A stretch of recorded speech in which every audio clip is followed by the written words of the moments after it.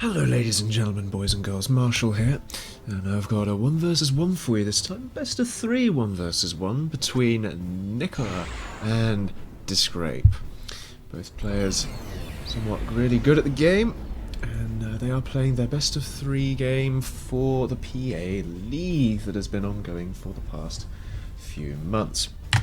Let's put on the build cues here so we can see those as they happen. Up on the north spawn here in yellow, we've got Disc in MLA. Going bots first, PGen Air, as you would expect from a sort of typical MLA opening. Meanwhile, on the south side, we've got Nick going for Legion this time in blue. Going vehicles first, PGen into bots. Unless he's going PGen bots into PGen. Here we go. Did a little bit of commander walking there, not particularly advised. And then going for the combat fab from the vehicles, hence vehicles first. Bots will be there for the raiding potential, of course, with your mix of Peacekeepers, Lancers, and Patriots. Patriots for the anti-air, Peacekeepers for the soak, and Lancers for the DPS. MLA now, though, coming out with some air. No Firefly, just straight into Hummingbirds. And again with the com reclaim, the combat fab a little slow off the mark, but it doesn't really matter, they weren't stalling, and as long as they're not floating it doesn't matter either. Investigator coming out there from the bot factory for a little bit of radar positioning up on this hemisphere here so that Nick can see what's going on. Firefly now coming out to get some scouting. Now looking around this map, there are a number of avenues and strategies that the players have to consider and weigh up. Of course there's all of these different ponds with the mechs floating around there in those. Let's just have a look where the investigator decides he's going to radar it up. Radar's up right there, maybe the docks will come over and finish it off nice and early. Will they do so? They will not.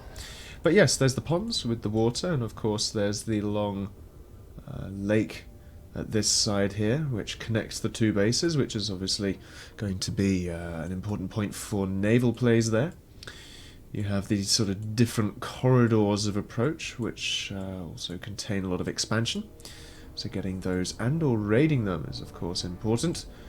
And equally there's this sort of shorter land route between the bases, of course, where you tend to see the sort of T2 vehicles and bots duking it out. So we'll have to see. Legion will probably try and shore up their defences nice and early from Nick, coming out with 2 bot factories now. Which is going to give him a lot of push potential early game, or at least holding potential. Peacekeepers will help to soak the damage from the those Stokes there as they go and engage the docks through the forest. They have a little bit of an advantage when engaging docks in forests, because of course docks shots get hung up on trees, which isn't great for them. Nicholas was saying about Legion shoring up their defences. That's kind of what they want to be doing, going into a second vehicle factory now and into naval as well. Not seeing many static defences from Legion. And of course Nick with his 4 factories might not necessarily need it. And the bots coming in from this direction will be dissuaded from entry here by a com with a nicely placed Uber cannon. Will we get one? No, we will not. Ah, we will! Lovely curveball there. Stunning a forest fire as well. Taking all those down, of course, he returns to his PGen. Holding shift there, you can see that there's a bunch of tree economy being reclaimed by Nick, so instead of the com reclaim there, he's going for the trees. Disc also now moved over to the trees, considering they're both floating. A little raiding here from Legion. Now, this is a sort of really good raiding party here. You've got Stokes that are amphibious, you've got some Lancers, and you've got some Peacekeepers there as well. The Peacekeepers are on the wrong side of the formation, but still any damage is good damage, and that will act to really contain MLA. This is exactly not what the MLA player wants when they're facing off against Legion, are these powerful raiding parties going unchecked and blocking expansion. The whole point of MLA is that they get the early expansion, they get the early upper hand. But Nick being very, very aggressive with Legion here, even going into the water, firing off the Stokes torpedoes there, and we'll be coming up the back here. And we'll now get a nice Faber pick here. Will he do it before the factory goes up? He will not. Instead, he's just going to sit nicely in the water where Nick can do absolutely nothing about him. Air Faber expansion there over on Disc's western side. course, if you can get the air faber expansions, why not? If the metal is going to pay for itself, go for it. And also pushing up with a few static turrets. This is going to be good against Legion, although, of course, only a single turret and no walls. We'll have to see how it does here. I think it might just about go down. The Peacekeeper's soaking a bit of damage. The Stoke's coming into range there. And the... oh, they've gone for the Fabs first. Really nice pick up there. And taking it down as well. So the trades, I think, fairly decent there. Bombers coming out now for the MLA and a lot of Air 2. We've got how many factories? 1, 2 air factories. Legion has got how many air? Just the one. And Orbital? You what, sir? T2 vehicles from MLA, but Orbital from Legion? You what? I'll have to see how that goes. Of course, it is Legion, so they do have star cannons. That might be a little bit of a pesky thing for the MLA to deal with. Star cannons, of course, being the orbital-based unit cannon that can only shoot onto the same planet it is built, and in a limited area. Of course, I very much doubt that you'd get too much other orbital stuff. The I think it's the Imperator, it's called. The orbital battleship that fires drones down to the ground layer. I'm not entirely sure is going to be worth its cost this time around. Has obviously picked up the air fab over there. Not enough Patriots to deal with this this bombing sort of raiding party, as it were, raiding squadron. And notice how Nick isn't engaging with his air yet. Excuse me. That was a sneeze. I was going to say how he isn't engaging with his air because he's keeping his air for when he actually can afford to engage. Of course, he then proves me wrong and goes and engages anyway, which is good for Disk. Of course, it keeps Nick's air game low.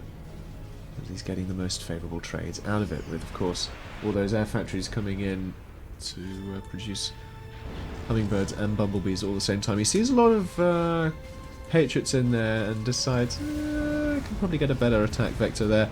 Goes and bombs both Patriots in one. So now no air protection on that force whatsoever. The Faber goes down immediately and the rest of that force is just a sitting duck. Doc's raiding elsewhere as well. Of course, you've still got this nice little bit of radar from Nick. He's strolling for power, so he's not going to be able to see much. But he's got some nice vision in two locations. From the orbital scout there, you don't tend to see Spectres used too much. Aha! Star cannons! Star cannon, star cannon, star cannon. Now, because of course Disk can see this, he can see this star cannon shenanigans that's firing a couple of things. Let's see what that's firing. He can of course realise that he has to deal with this. What's it popping out? Popping out a Scorpion and an Orb Weaver. Orb Weaver's a very good choice considering the air dominance from Disk. And the Scorpion also a pretty decent choice because of the slight area damage that it does. That'll mop up the docks quite nicely. Of course, with levelers coming out, you want to be careful. Of course, Scorpions do have quite decent range there. You saw the area damage affecting the ant next to the leveler. That was a bit of an overshot. And the Orb Weaver caught a little out in the open here against this leveler. He wants to back off. Never mind. Leveler just about managed to do that.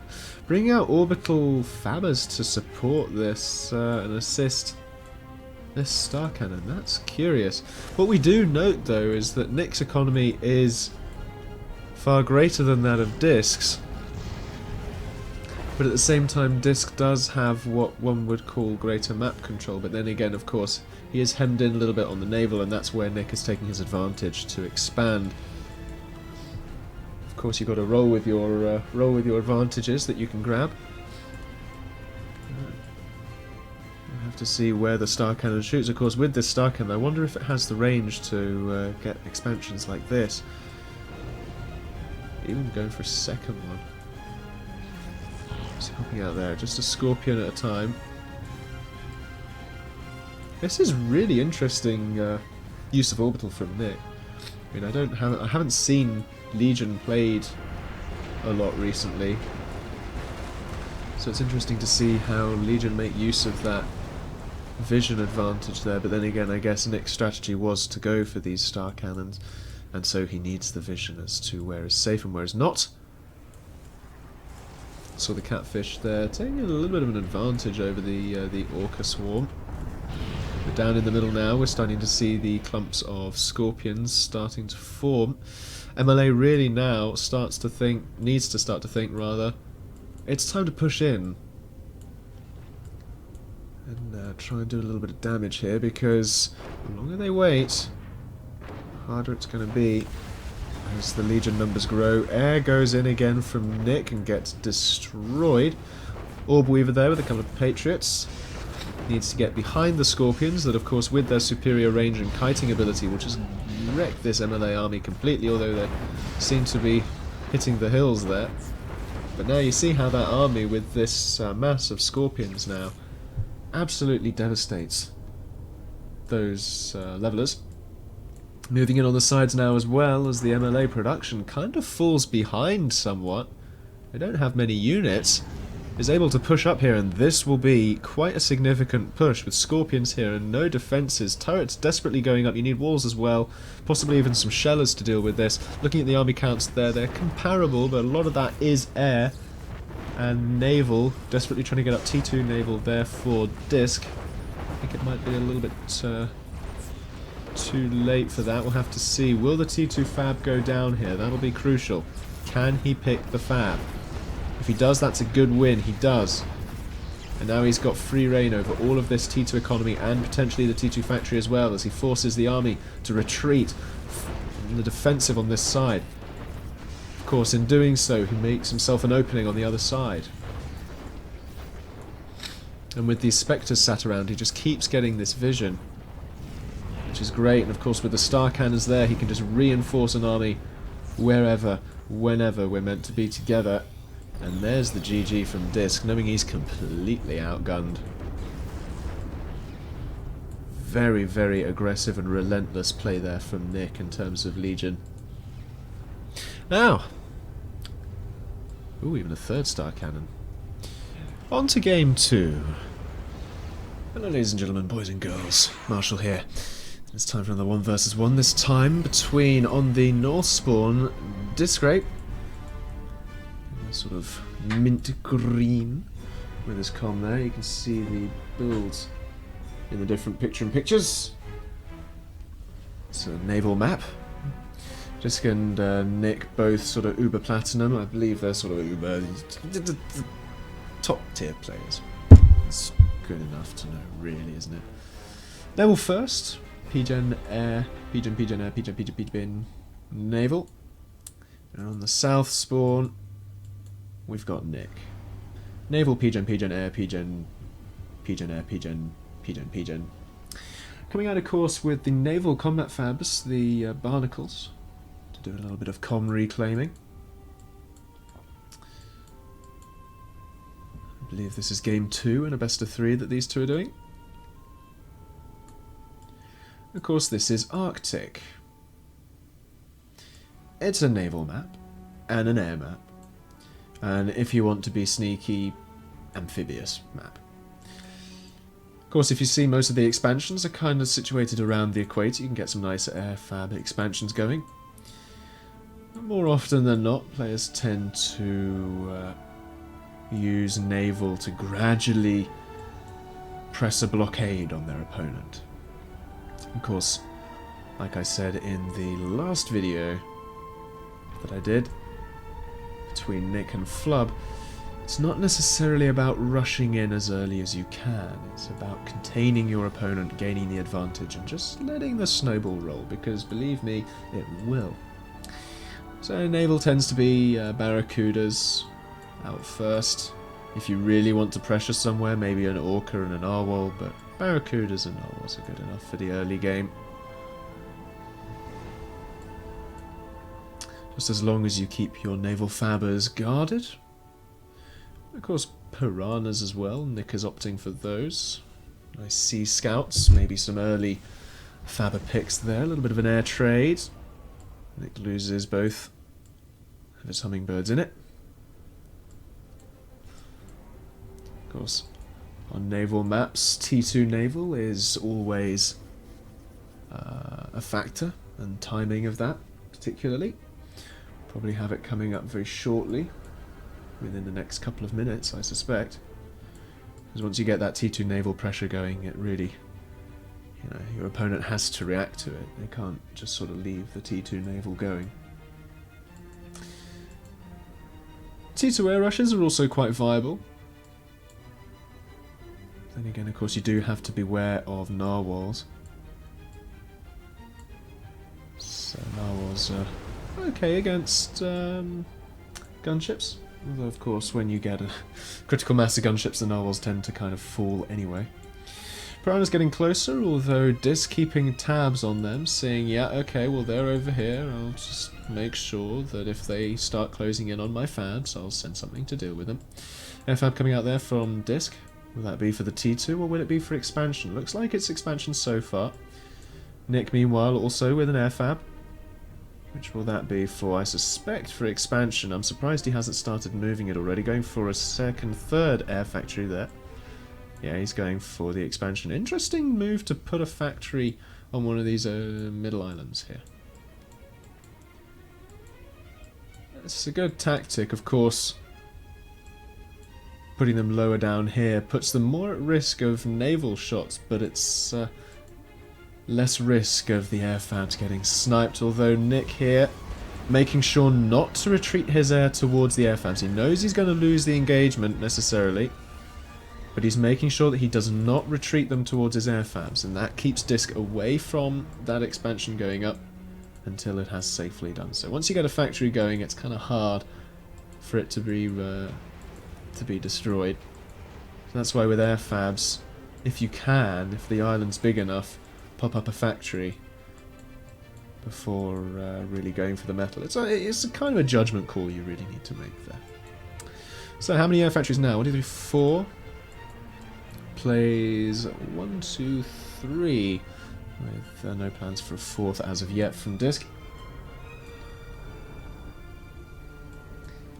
Interesting dichotomy there. So Disk has gone for the T2 naval now.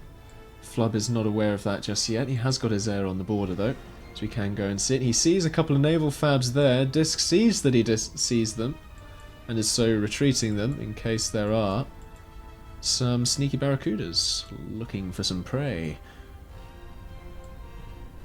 Of course, sending his own barracudas in to defend, but Nick is sensing blood there. And still with the air fabs, getting all of this sneaky expansion. Look at that economy disparity now between these players.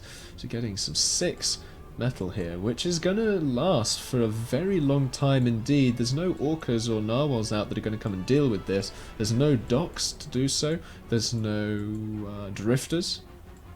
And there's not really a mass of bombers enough to be able to do it. And especially with this Galata turret going up, no bomber's going to come in and try and get rid of those mechs. So this is a really nicely fortified position now for Nick. A few more static defences. It's up to him to decide whether he wants to do that, but of course he can use his air fabs to maybe start putting up maybe a naval factory here perhaps.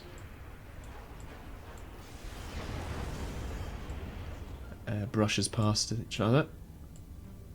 T2 naval most complete there for Disk, up to about 50%. Equally T2 air from Nick, up to 50% in the picture-in-picture there, you can see.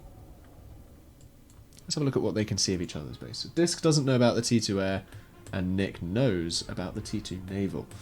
That's important. I suppose Disk can probably guess that T2 air is going to be a thing, based on Nick's airplay already. Critical condition.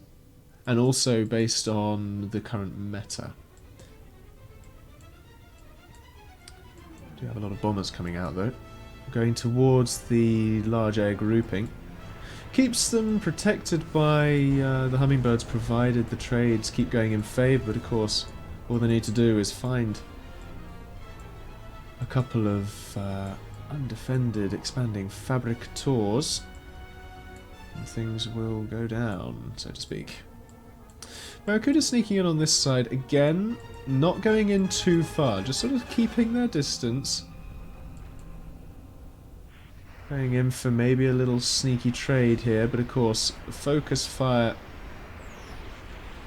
and the bomber defense meaning that those from Disk will not really do too much. The air fabs, are they still alive? They are indeed. And here now, though, Disk with his 2 fabs have managed, fortunately enough for him, to get up a little bit of point defense there, and turret as well, Galata and torpedo. So that position is nicely covered. The T2 air is finished. We've got some Phoenix in now for Nick. And so he can start to be a little bit more brazen with his air. A little bit more bold. Pushing in a little bit, going for the Galata. Not the wisest of moves, but he has got the Kestrel out there to deal with it. Tanking the shots. You've got a lot of Kestrels coming in now. We've got 2. We've got a lot of air coming up from Disk. He realises, yeah, I'm losing the air game. I need to get back into this. He's losing out in economy big time. He's less than half of what else is going on now. This is why drifters and amphibious units can sometimes be sneaky, is because everyone's so focused on anti-naval and anti-air that you just get a small raiding party of drifters like this, and they can be really, really effective. Particularly if the naval presence is primarily submarines. And there he goes. A snowball rolling from the start. Down goes Disk. Good game there from both players. Really good control from Nick. And was lucky enough to get his expansions going. I think Disk relinquished the air game a little bit there. And perhaps that contributed to his downfall. Had he got a hand on those air expansions, I think that might have been something of a slightly different game there. But of course, it's only a matter of time before the T2 disparity really takes hold there with the T2 air that Nick used. Should rename myself to the Floating Titanic, yeah. That was that best of 3 between Nick and Disk. Nick taking both games there. Really well played in both of those. I hope you enjoyed that, folks. Don't forget to put a like if you liked, and discuss in the comments below. Of course, as always, there will be more PA content on the way very, very soon indeed. I've been Marshall, and as always, have a good one.